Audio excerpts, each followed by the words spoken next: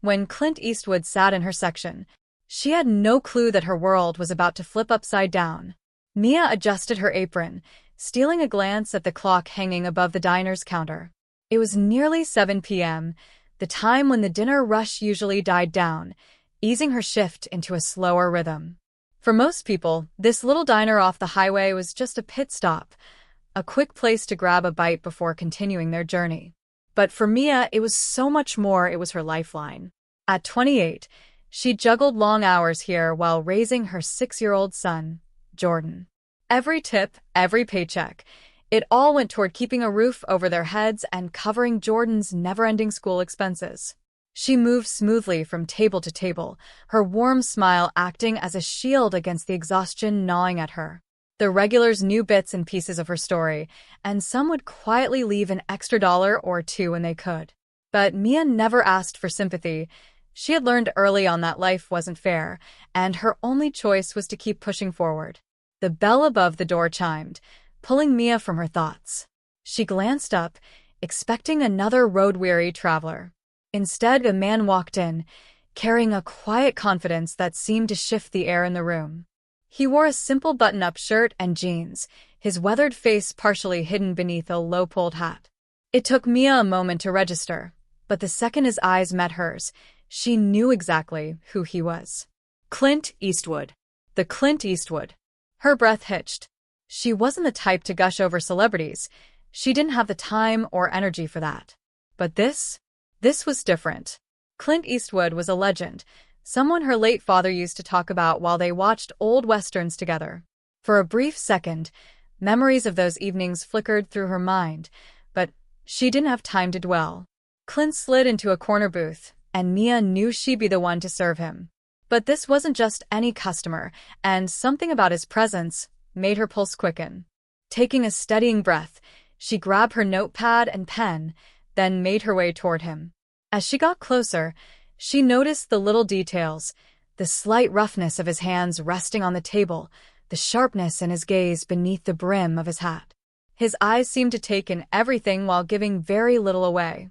As she stopped beside him, Clint glanced up, his expression calm and unreadable.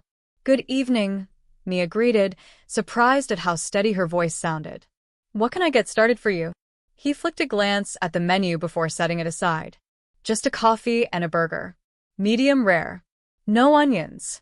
Simple enough. Mia quickly jotted it down, but as she turned to leave, she noticed her hand trembling slightly. Before she could take a step, Clint's voice stopped her. "Busy night?" Mia blinked, caught off guard. Most customers didn't bother with small talk unless they were regulars. "Not too bad," she answered, offering a faint smile. "Keeps me on my toes."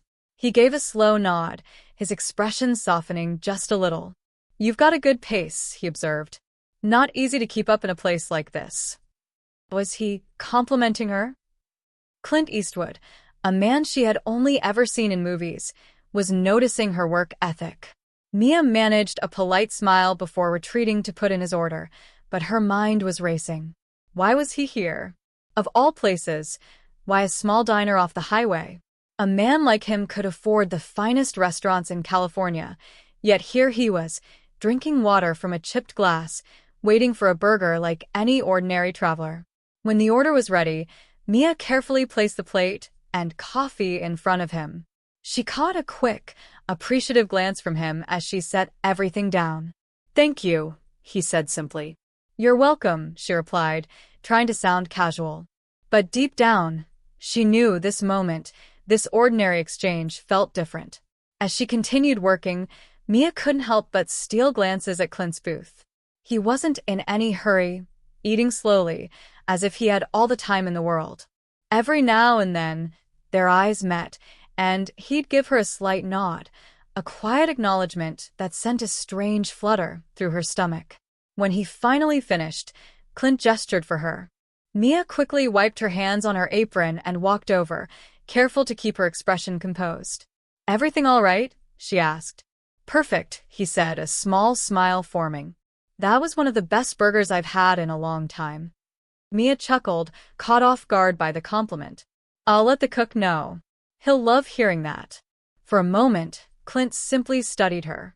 not in a way that made her uncomfortable, but with a quiet curiosity, as if he saw something in her that she didn't even see in herself. Then, he said something that sent a shiver down her spine.